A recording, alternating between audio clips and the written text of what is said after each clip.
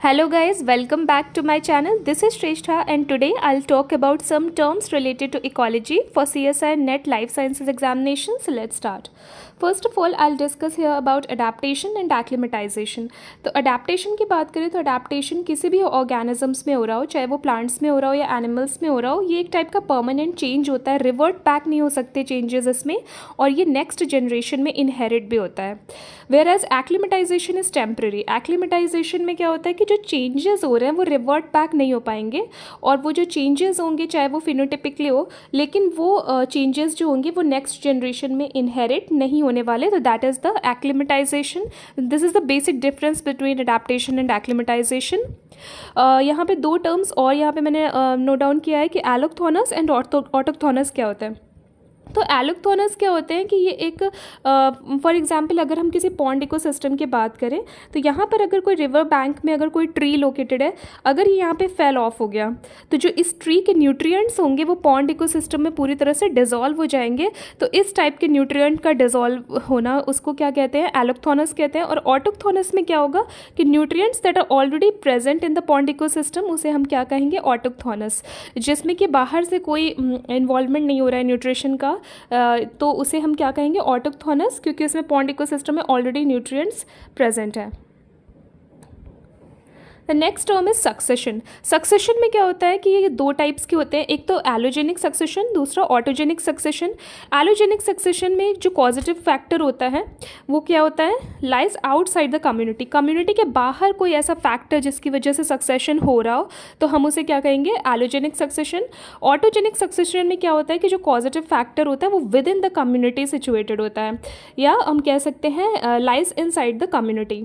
ठीक है. Next is the catadromous fishes. Catadromous fishes वो फिशेस होती हैं जो fresh water to marine water या फिर सी वाटर में माइग्रेट करती हैं. तो ऐसी फिशेस को हम क्या बोलते हैं, कैटाड्रोमस. एनाड्रोमस इसका जस्ट ऑपोजिट होता है. एनाड्रोमस में जो माइग्रेशन होता है फिशेस का from marine water to fresh water होता है. Next term is camouflage. Camouflage में क्या होता है कि ब्लेंडिंग विद द इन्वायरमेंट.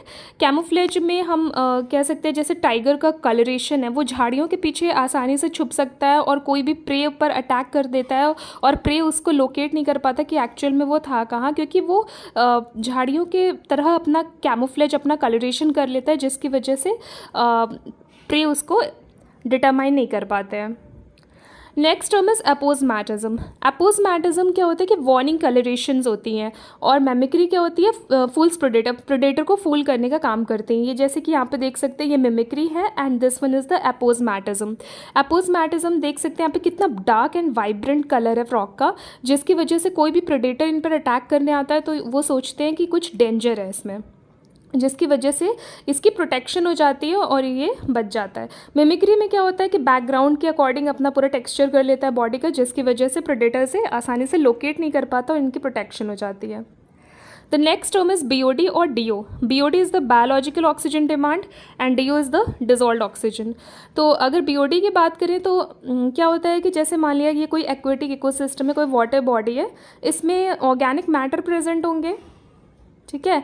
और उसके अलावा कुछ ऑर्गेनिजम्स भी प्रेजेंट होंगे जो इन ऑर्गेनिक मैटर को डिज़ोल्व करने का काम करेंगे. और डिज़ोल्व कैसे करेंगे, ऑक्सीजन की हेल्प से. तो वो अमाउंट ऑफ ऑक्सीजन जो इन ऑर्गेनिक मैटर को नलीफाई करने के लिए इन ऑर्गेनिज्म के द्वारा ज़रूरी होता है at a specific temperature for specific time period, उसे हम क्या कहते हैं, बीओडी. ठीक है. अगर पॉल्यूटेड वाटर बॉडी की बात करें तो पॉल्यूटेड वाटर बॉडी में बीओडी बहुत ज़्यादा होगा, क्योंकि ऑर्गेनिक मैटर ज़्यादा होगा. तो ऑर्गेनिजम्स उस ऑर्गेनिक मैटर को नलीफाई करने के लिए उनको ज़्यादा ऑक्सीजन की रिक्वायरमेंट होगी, तो बीओडी ज़्यादा होगा. लेकिन डीओ लेस होगा. डीओ क्या होता है कि अगर इसमें एल्गे प्रेजेंट है, वो फोटोसिंथेसिस कर रहे हैं, तो उसमें ऑक्सीजन प्रोड्यूस कर रहे हैं वाटर बॉडी में, प्लस एयरेशन भी पानी के अंदर होता है, जिसकी वजह से ऑक्सीजन उसमें डिजॉल्व रहती है, प्लस इन्वायरमेंट की एयर भी डिजॉल्व होकर अंदर जा रही है एक्वेटिक इकोसिस्टम में, तो वो डिजॉल्व ऑक्सीजन होती है जो कि प्योरिटी इंडिकेट करती है. डीओ अगर लेस है दैट मीन्स कि water is highly polluted. Next is excessive BOD indicates water is highly polluted and water is not portable at all.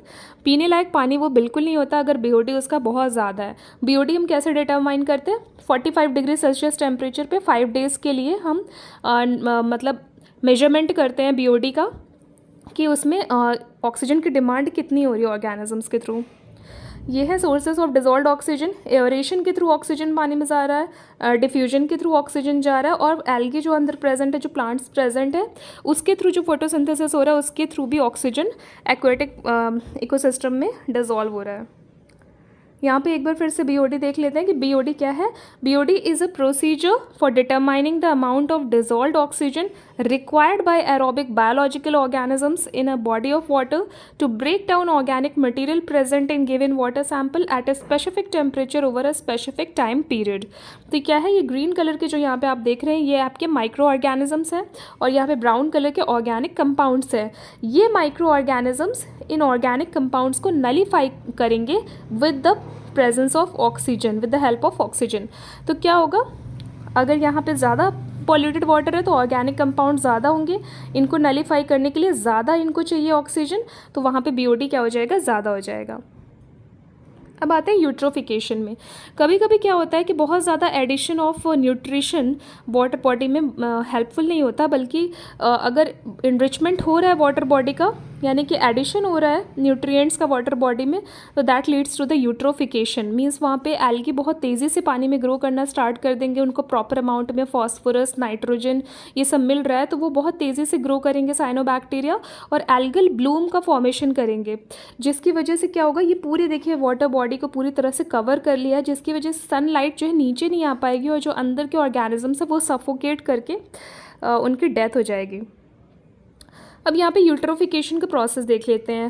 Anthropogenic eutrophication भी होता है, मैन मेड, यानी कि फर्टिलाइजर्स हम यूज़ करते हैं, फर्टिलाइजर्स का रन ऑफ हो सकता है, लीचिंग हो सकती है, जिसके थ्रू फर्टिलाइजर्स के जो केमिकल्स हैं वो क्या हो रहा है, पानी में जा रहे हैं, जिसकी वजह से एल्गी का बहुत तेज़ी से वहाँ पे ग्रो करना स्टार्ट करे, एल्गी पूरा टेक ओवर कर लेंगे एक्वेटिक इकोसिस्टम में, जिसकी वजह से सनलाइट ब्लॉक हो जाएगी, अंदर एंटर नहीं कर पाएगी, जिसकी वजह से एल्गी डाइज हो जाएंगे। एल्गी डाइज हो जाएंगे तो फिर फोटोसिंथेसिस नहीं होगी, दैट मतलब उसके बाद क्या होगा कि ऑक्सीजन का प्रोडक्शन नहीं होगा, और फिश सफोकेट करके वहाँ पर उनकी डेथ होना स्टार्ट हो जाएगी।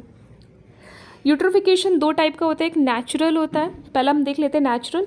Enrichment occurs due to natural factors. यहाँ पे हम देख सकते हैं कि यहाँ पे सेडिमेंट का डिपोजिशन बहुत ज़्यादा हो गया है, जिसकी वजह से एक्वेटिक फ्लोरा एंड फौना की वहाँ पे डेथ होना स्टार्ट हो जाएगी। जो न्यूट्रिएंट्स का एडिशन है वो नेचुरल तरीके से हुआ है, तो this natural eutrophication takes very much time, मतलब कि बहुत साल लग जाते हैं, ये जल्दी रेयर होता है, देखने को नहीं मिलता। लेकिन जो कल्चरल यूट्रोफिकेशन होता है वो जल्दी जल्दी देखने को मिलता है, क्योंकि ये मैन मेड होता है, एंथ्रोपोजेनिक होता है। जैसे कि यहाँ पे देख सकते हैं अर्बन, यानी जो मतलब फैक्ट्रीज़ हैं, जो मतलब डेवलप्ड एरियाज़ हैं, वहाँ से जो केमिकल्स पानी में जा रहा है, रन ऑफ हो रहा है।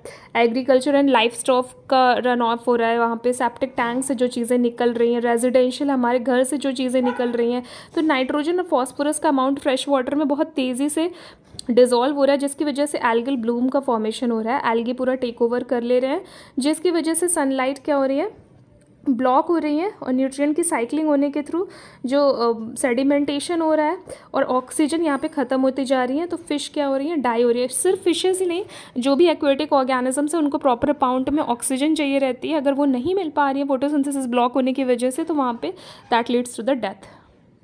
So this is all for today. In the next video, I'll talk about some other terms related to ecology for CSI NET Life Sciences examination. Until that, stay tuned. Thank you so much.